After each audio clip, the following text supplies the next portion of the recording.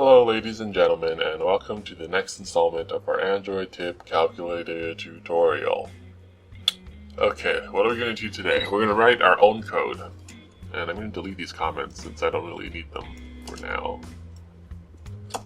Also, one thing I noticed while I was preparing to do this video, if you go back to your XML UI layout, find the addDinerButton right here, and make sure it has an ID of addDinerButton. It was always supposed to have this, but I'm not sure if I actually mentioned this in the videos. I might have skipped it by accident, but yeah, make sure it has an ID of addDinerButton. Because what we're going to do in this video is we're going to make when you click the addDinerButton, we're going to make it add another diner to your app. Okay, so let's get started with that. In order for us to be able to add a diner to the app, and by that I mean add another row to mainTable that says that's for another customer, we need to be able to access mainTable in our Java code. And to access it, we have to reference the ID. So let's start. You're going to want to write this piece of code right here.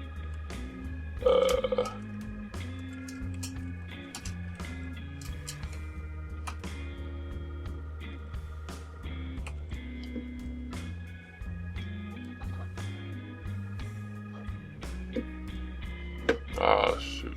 Sorry. Right.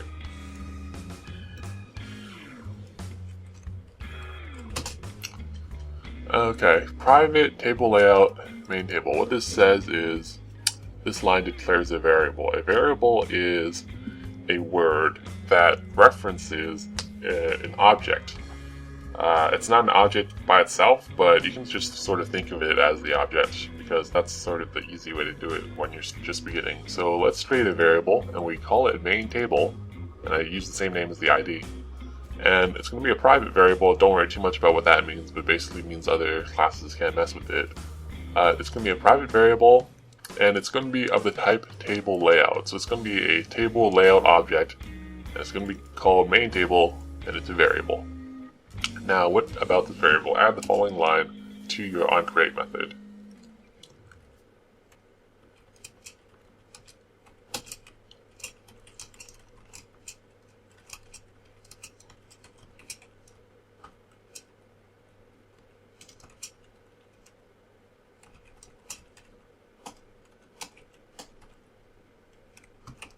Okay.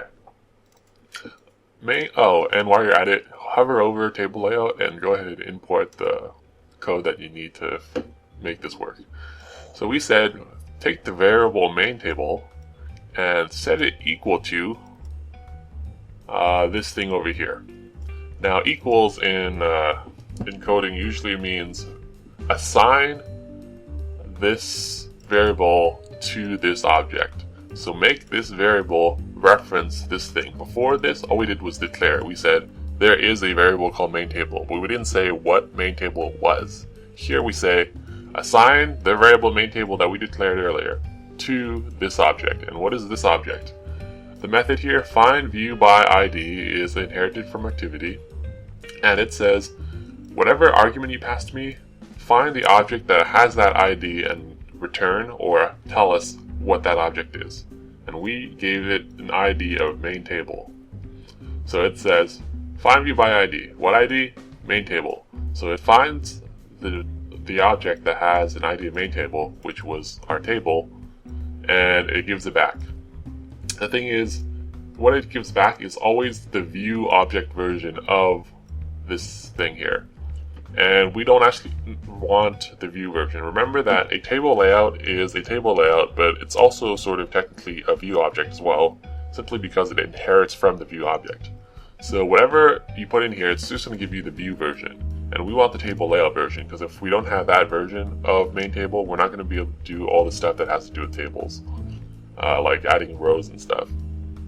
So we have to cast whatever comes out of here as a table layout.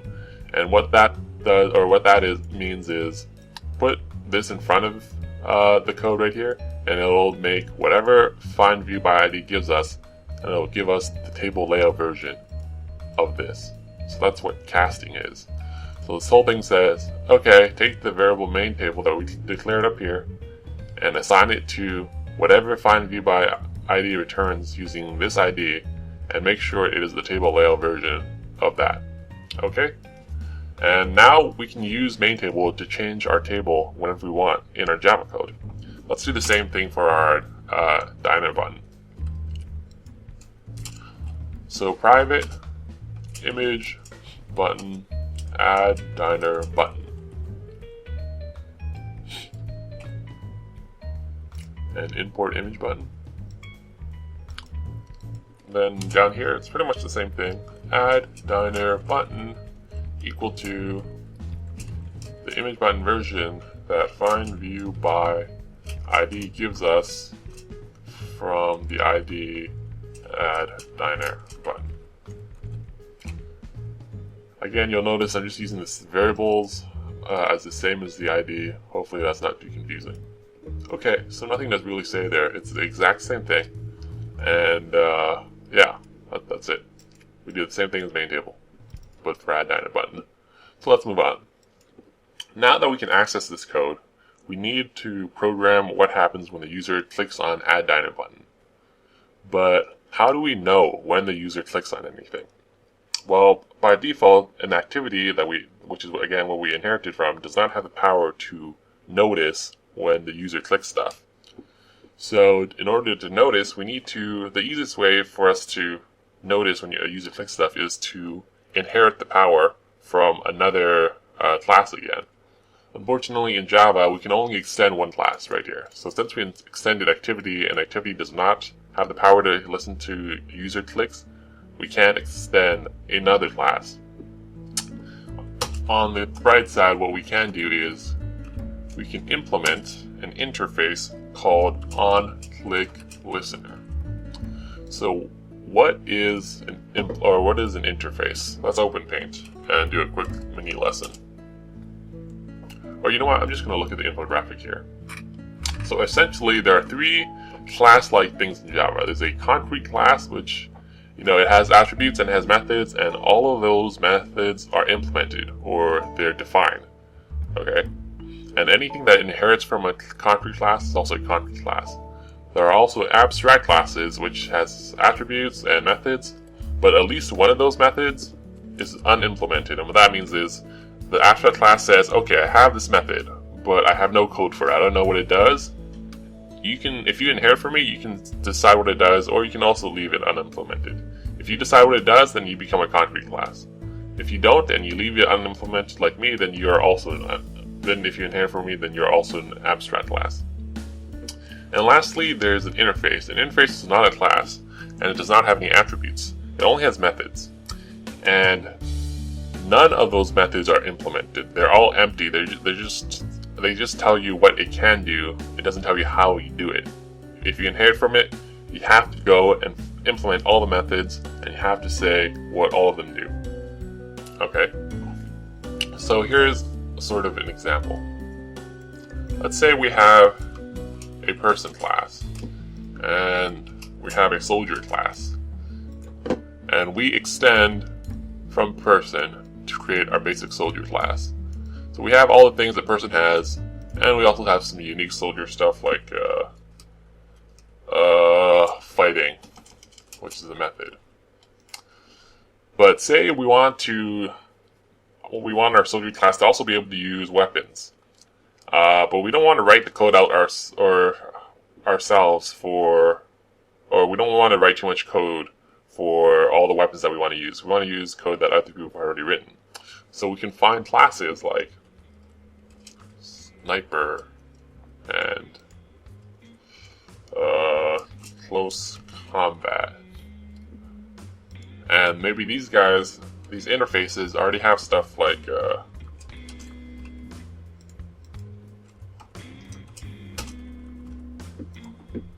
maybe these interfaces that we implement already have methods like that we can use. So now we get these methods for our class. So we extend all the attributes and methods from the person class, and then we also implement all the methods in all these interfaces, and we can have an unlimited amount of interfaces, unlike classes. So then we can just keep implementing other people's stuff, and that's how you inherit stuff when you've already used up your maximum slot of one class. So use interfaces. So we're going to use the, where is it? And I have another infographic here on my website if you want to take a look at that. Or you can just pause the video. But anyway, what we're going to do is we're going to implement the onClick listener. The onClick listener is an interface that has a method that lets us listen to user clicks. And now that we've implemented it, our main activity is also able to listen to user clicks. Now it's underlined, so hover over it and import the onClick listener. There's two versions. Make sure you do the view version right there. Now it'll underline main activity, and like I said, whenever you use an interface, you have to implement all of its methods, since all of its methods are by default unimplemented. And that's just the rule, you have to implement all of them. So it says add unimplemented methods. So Eclipse can do that for you. And it basically only has one. The method that onClick listener has is onClick. So what is onClick? OnClick, I'm just going to delete that comment. OnClick is a piece of code that, just like how onCreate runs automatically when your app is created, or when the activity is created, onClick runs automatically when something you're listening to is clicked on. Okay? So how do you get main activity to listen? Because by default you don't listen to everything that's on the app. You know, that doesn't make sense. You have to make sure, you have to tell main activity to listen to particular things. So let's go here and add another line. addDinerButton, and again, since we declared, and we assigned something for this variable, we can now access it in our code. So addDinerButton dot set onClick listener, I think is the code. Let me check. Yeah, that's right. Okay, so what this code does is, so we're going to do something to addDinerButton. What are we going to do to it? And note the notation here. It's, you put the variable and then a dot and then the method. We're going to set the onClick listener and then as an argument this. And that means make main activity listen to addDinerButton. And every time addDinerButton is clicked, main activity will know because it is listening to it.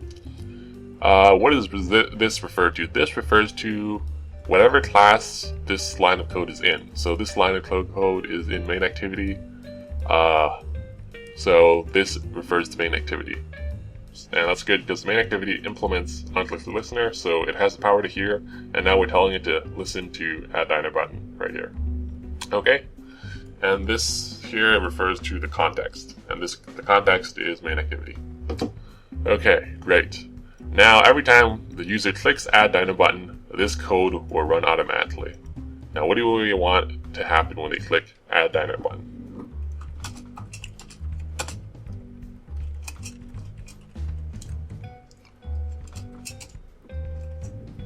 Okay, so, whoops. So this is onClick and it has an argument called viewV, and what this means is the first word describes what the argument has to, what type the argument has to be. So we want the type to be a view, and then the second word is just a variable that represents the argument in the rest of the code block underneath onClick. So we want a view, or we want to pass a view argument, and we're just going to call it v.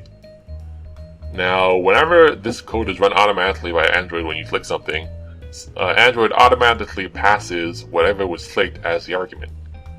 So when they click addDinerButton, main activity will hear it, and then it will start the onClick method, and it will pass the addDinerButton, since that was the one that was clicked, as the argument.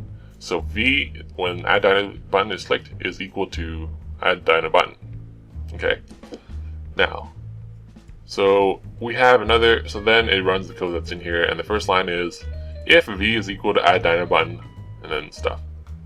If is a conditional, which means when the computer gets to this, it determines, is what is inside these round brackets true? If it is true, then run the code that is in these curly brackets. If it is not true, skip this entire if block and go to the next line after that, which is nothing. So the computer wants to know if v is equal to the addDinerButton. In other words, what did the computer pass to us for the view? Was it addDinerButton or was it another button? If it was another button, don't do anything. But if it was addDinerButton, do the stuff that's inside the if block, which we haven't written yet. Okay, so this just checks that it's addDinerButton and not another button that was clicked. Right now, we don't need it since addDinerButton is the only thing that we told mainActivity to listen to, but later on, we'll have to have it. Okay, so what do we want to do if it is addDinerButton? Let's just, we'll just chill out for a sec.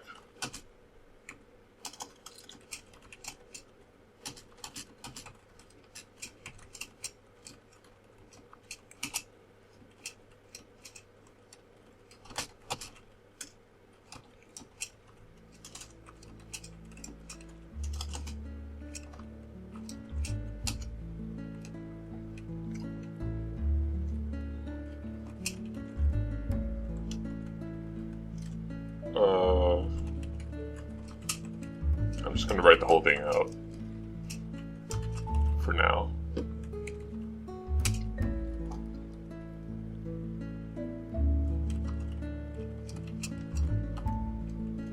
Oopsies.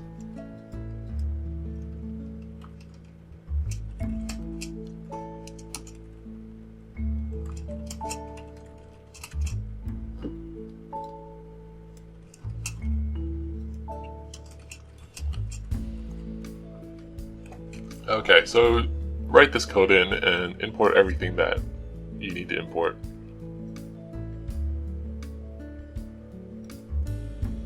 Using Eclipse.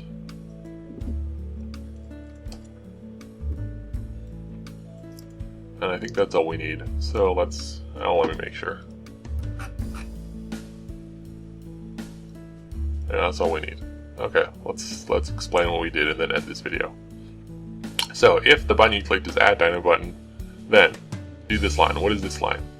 This right here declares a variable. We declare a variable called row, and we call it table row. And notice that on the same line, we actually assign it a value. You can declare something and assign a value on the same line. So here we set it equal to new table row this. So new means we're not going to assign it to a table row that already exists like we did up here. We're going to assign it to a new thing, and this new thing is a table row, and then it has an argument, and the argument is again the context, which is mainActivity. So where do we want to create this new object? We're going to want to create it in mainActivity. And what is it? It's a table row, and it's a new table row. And we're going to set our variable called table or called row equal to this new table row. Exact same thing here. We declare an edit text variable and we assign it the value of a new edit text that we create inside mainActivity. So this part right here actually creates a new object, just to let you know. Okay, next line, et1.setTextCustomer. et1 is the variable we use up here for the edit text we just created, and we're going to set the text, which by default is, I think, just text, or maybe it's nothing, I don't know. But anyway, we're going to set the text using this function right here to the argument, which is customer. Notice that the word customer has quotations around it. Whenever you have a character string or a string of letters or numbers in programming, that thing is called a string, and it has to be surrounded by quotes. So the set text only takes a string as an argument. And a string is again a sequence of letters and numbers and punctuation, whatever. Just, it's whatever you can type out of your keyboard, but it has to be inside quotes.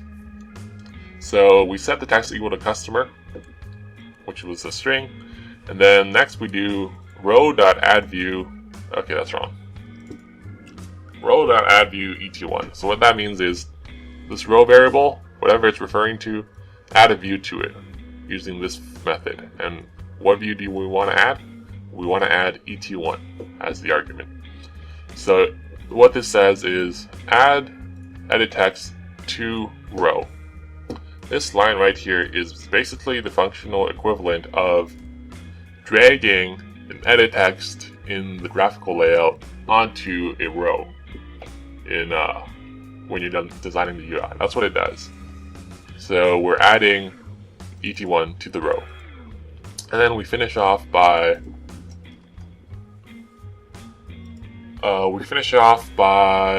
sorry, I'm going to run the ABD since I don't want to wait for it at the end.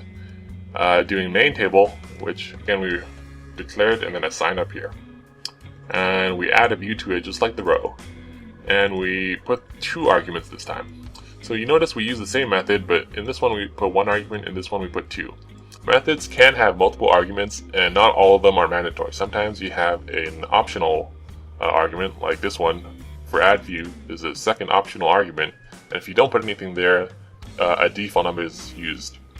So here we didn't put it, and they use the default number of 0. Here we put it and we set it to 2. And what does that 2 mean? It means make or add row as the 3rd item in mainTable. If you put, or the default value is 0, which refers to the first item, and then if you put 1, it's the second item. If you put 2, it's the third item. So here we added ET1 as the first item of the row. But we don't actually want row to be the first item of mainTable, because that would make the customer block, if you look over here, if we didn't put that 2 there, it would create a customer block that's at the very top of here, before pre-tax bill. We want it to be underneath the first customer. So we have to make it the 3rd row, because this is the first row, the 2nd row, and we want to create a 3rd row right here. So that's why we pass the argument of 2. So mainTable, addView, add the row into mainTable as the 3rd element. So, I think that's all we're going to do for this video. Let's go ahead and test it.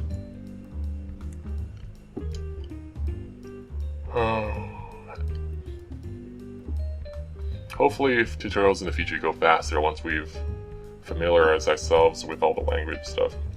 And as you can see, it does what we want. Every time we click add new diner button, a new customer row is created.